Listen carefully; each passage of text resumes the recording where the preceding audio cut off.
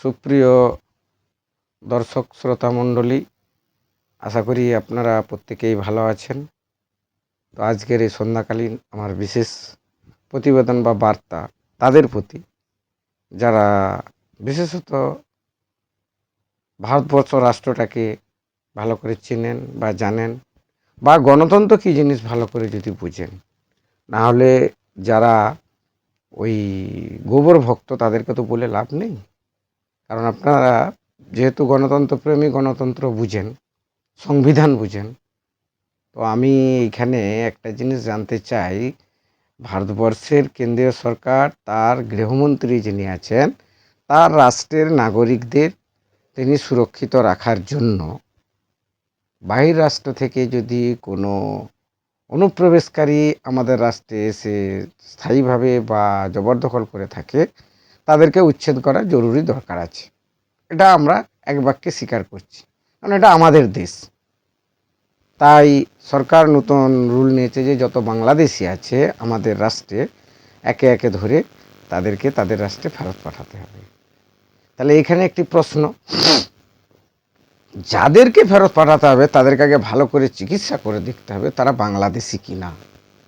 কারণ আপনারা জানেন যে যে কোনো রোগের একটা করে কি আছে, তার ভ্যাকসিন আছে। সেই রোগে সে আক্রান্ত কি না আগে এক্সপেরিমেন্ট করতে হয়, রক্ত দেখেও করতে হয়। যার পরে যখন শিওর হয় যে ম্যালেরিয়া বা ডায়রিয়া বা যাই হোক, তাকে তখন সেই পরিমাণ ওষুধ প্রয়োগ করা হয়। কিন্তু বাংলা ভাষায় কথা বলবে বলে কথা বলা মানেই বাংলাদেশি, এর থেকে বড় মূর্খামি মনে হচ্ছে আর অমিত শাহের দপ্তরে আর থাকতে পারেনি। কারণ বাংলা ভাষা এমন একটা ভাষা, এই ভাষা আন্দোলন করে এরা ভারতবর্ষের স্বাধীনতা আন্দোলন করেছে। আর এই বাংলায় আগামী দিনে স্বাধীনতার পথ দেখিয়েছিল এই বাঙালিরাই। তো যখন ভারত না স্বাধীন হয়েছিল তখন তো বাংলা তো গোটাই ছিল। স্বাধীনত্তর পূর্বের যুগে বর্তমানে যে বাংলাদেশ, আসাম, ত্রিপুরা আর আমাদের বঙ্গ, এগুলো তো বাংলা ভাষা প্রচলন ছিল। তারপরে দেশ ভাগ হয়েছে, স্বাধীনতার পর দেশ ভাগ হয়েছে, স্বভাবতই বাংলাদেশ পশ্চিম পাকিস্তানের আন্ডারে গেছিল। পরবর্তী ওদিকে বলা হতো পূর্ব পাকিস্তান। তারপর ওরা স্বাধীন হয়ে গিয়ে ওরা নতুন বাংলাদেশ রাষ্ট্র ওদের তৈরি হয়ে ওরা বাংলাদেশি নাগরিক। কিন্তু আমরা যারা পশ্চিমবঙ্গে বসবাস করি তাদেরকে ধরে টানাটানি আরম্ভ করে দেবো যে এরা বাংলাদেশি। এটা তো আগে ফার্স্টে, তার আগে সঠিকভাবে তাকে নির্ণয় করা আছে বাংলাদেশি, চরম থেকে চরমতম। এইবার দেখা যাচ্ছে যে লোকসভা নির্বাচনে ভারতের নির্বাচন কমিশন যে ভোটার লিস্ট বের করেছিল, সেই ভোটার লিস্টে বহু ব্যক্তির নাম আছে। তারা লোকসভা নির্বাচনে ভোট দান করেছে, ভোট প্রয়োগ করেছে, তাদের ভোটার কার্ড আছে, আধার কার্ড আছে। এরপরে তারা যদি ভুয়াভাবে এগুলো করে থাকে, সত্যিকারের অরিজিন বাংলাদেশি হয়, তাহলে সে যাক। কিন্তু আমাদের যারা সত্যিকারের বাংলায় বাস করি আমরা, আমাদেরকে ধরে আজ বাংলাদেশি বলে তাদেরকে টানাটানি করা হচ্ছে, তাদেরকে বাংলাদেশে পাঠানো হবে, তাদের আটকানো হচ্ছে, তাদের পুরো উৎপীড়ন হচ্ছে। কেন? এটা সুপ্রিম কোর্ট এতে হস্তক্ষেপ করেছে যে আপনারা যদি বাংলাদেশি তুলতে চান, আপনি একটা নোটিশ বের করুন, তাতে করে যারা বাংলাদেশি সন্দেহ হবে, যারা বাংলাদেশি মনে হবে, তাদেরকে আটক করুন। কিন্তু যারা বৈধ প্রমাণপত্র, কাগজপত্র যাদের থাকবে, বৈধতা থাকবে, তাদেরকে তো কোনো অবস্থাতে অ্যারেস্ট করা যাবে না, তাদেরকে আটকানো যাবে না। আর এইখানে একটি মজার গল্প, মজার খেলা। আমি পশ্চিমবঙ্গের নাগরিক, আমার নাম মোহাম্মদ গোলাম মুস্তাফা, আমার বাবার নাম মোহাম্মদ অলিউল্লাহ, তার বাবার নাম হচ্ছে হাজি মৌলানা হাজি আব্দুর রহমান। এরপরে আমাকে ধরে যদি টানাটানি করা হয়, আমার ভারতবর্ষের লিগ্যাল, আমি একজন পাসপোর্টধারী, এরপর যদি আমাকে ধরে টানাটানি করা হয় যে আমি বহিরাষ্ট্রে বাংলাদেশের লোক, এটা ঠিক না। আর একটা কথা, আমি যদি বেনাগরিক হই, আমি লোকসভা ইলেকশনে আমি বৈধ ভোটার আইডেন্টিফিকেশন যাচাই করিয়ে নির্বাচন কমিশনের সমস্ত প্রক্রিয়া মেনে আমি ভোটদান করেছি। আমি একা করেছি মানে সমস্ত ভারতবাসী করেছে। এর ফলে কি হয়েছে, একটা সরকার প্রতিষ্ঠিত হয়েছে, কেন্দ্রে একটা সরকার প্রতিষ্ঠিত হয়েছে, সেন্ট্রাল গভর্নমেন্টের যে চালাবে তার জন্য হাজারো দল ছিল, তার মধ্যে একটা দল ক্ষমতায় গেছে বা তারা কোয়ালিশন করে গেছে। তাহলে সরকার নির্ণয়ের ক্ষেত্রে আমার ভোটে নির্বাচিত হয়ে তুমি মন্ত্রী হয়ে গিয়ে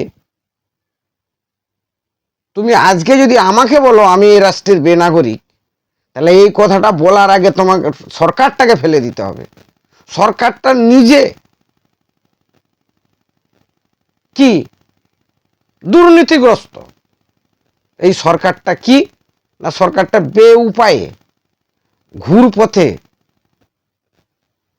নির্বাচিত সরকার। আর আমি বলতে পারবো না, কারণ আমরা যারা ভোট দিয়ে ফেলেছি তাদেরকে যদি ধরে টানটানি আমরা বেনাগরিক, তাহলে আমাদের ভোটেই তো ভাই তুমি সরকার গঠন করেছো, তুমি প্রধানমন্ত্রী হয়েছো, তুমি অর্থমন্ত্রী হয়েছো, তুমি স্বরাষ্ট্রমন্ত্রী হয়েছো, তুমি প্রতিরক্ষা মন্ত্রী হয়েছো। কাদের ভোটে? জেনারেল ইলেকশনের ভোটে। সেই জেনারেল ইলেকশনে যারা ভোটদান করেছে তারা যদি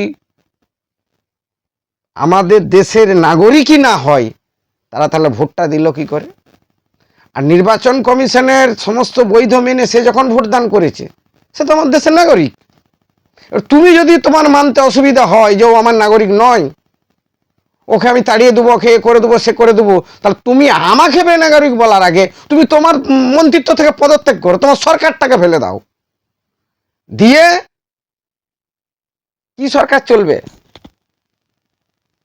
সমস্ত সরকার পড়ে যাবে ভারতের নির্বাচন কমিশনের বিশেষ পর্যবেক্ষণে তদারকি সরকার গঠন করুক। গঠন করে আগে ভোটার লিস্ট ঠিক করা হোক যে এরা নাগরিক কিনা। আর ভোটার লিস্ট ঠিক করার জন্য যে ক্রাইটেরিয়া বেঁধে দেওয়া হবে, সেই ক্রাইটেরিয়া অনুযায়ী যারা আসবে তারা নাগরিক, তারা বৈধ কাগজপত্র সাবমিট করবে। তারা যদি 5 বছর 10 বছরে রাষ্ট্রে বাস করে, তাকে আমি কি করে বলবো সে আমার রাষ্ট্রের নাগরিক নয়? আমি 10 বছর ধরে সরকার পরিচালনায় অংশগ্রহণ করে আসছি, আজ আমি বেনাগরিক? আর যেটা বলা হচ্ছে বারবার, মমতা বন্দ্যোপাধ্যায় পশ্চিমবঙ্গের সীমান্তে বাংলাদেশি রোহিঙ্গাদের এনে ভারতবর্ষটাকে ভরিয়ে দিচ্ছে। এই কথাটা যখন অমিত শাহ বলছে, আমি ওকে বলি ও একটা হিজড়া, ও একটা অযোগ্য, ও একটা মাথা মোটা কি মন্ত্রী? গৃহমন্ত্রী। কারণ ভারতবর্ষটার যে চারদিকে যে বর্ডারটা আছে, এই বর্ডারটা দেখভাল বা রক্ষণাবেক্ষক, অনুপ্রবেশকারী আটকানো, আততায়ী আটকানো, বা বাইরে থেকে কোনো কিছু সন্ত্রাসী যার না ঢুকে পড়ে তাদের আটকানো, এই দায়িত্ব কার? এই দায়িত্ব সেন্ট্রাল গভর্নমেন্টের। তুমি বন্ধু আরও যাতে করে বর্ডারগুলো সিকিউরিটি সুন্দর করা যায়, 10 কিলোমিটার থেকে বর্ডার থেকে 10 কিলোমিটার থেকে এখন মনে হচ্ছে 50 কিলোমিটার করে দেওয়া হয়েছে। যে যদি বিএসএফ মনে করে, বর্ডার সিকিউরিটি ফোর্স মনে করে 50 কিলোমিটার ভিতর অবধি ঢুকে যে সরকারি থাকুক যাই থাকুক তারা তদন্ত বা অনুসন্ধান করতে পারে।